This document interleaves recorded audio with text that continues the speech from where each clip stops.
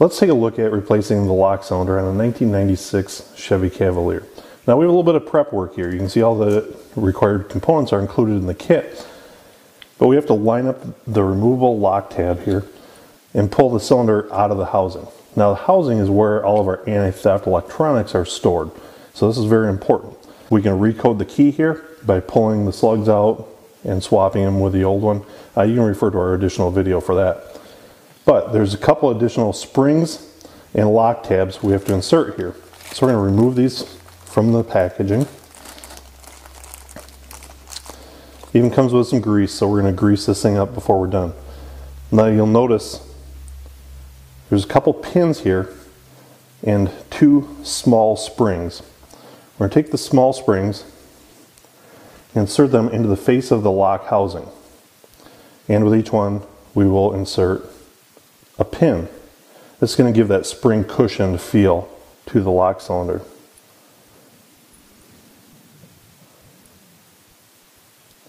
Now once those are both in place, we're going to take the bigger spring and this locking tab, insert those together into the lock cylinder itself. Now you can see that there's a line up tab, so it's really a one-way installation. Next we're going to take our tube of grease.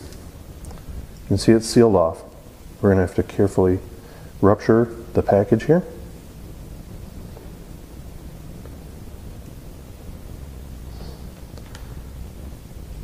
We're now going to apply grease to all the contact points to help lubricate this thing for smooth operation. Don't forget to get the face of the lock cylinder here where those line-up tabs are going to be rubbing.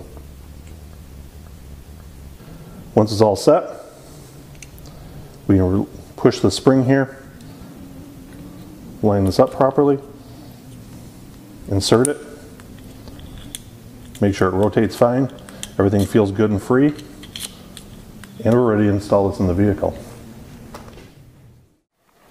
Now we've already gone ahead and removed the upper and lower steering column covers. It wasn't too tough of a job, just a couple bolts underneath here. We've also disconnected the battery because we need to turn the lock cylinder to the run position. So we can see we've got access to our lock cylinder now. I'm going to go ahead and unplug the electrical connector right here underneath. Now we're going to rotate to the run position. I'm going to take my 90-degree pick, and the lock retaining tab is on the back side of the lock cylinder here. Once I can feel that and access it, I can rotate the key and remove it.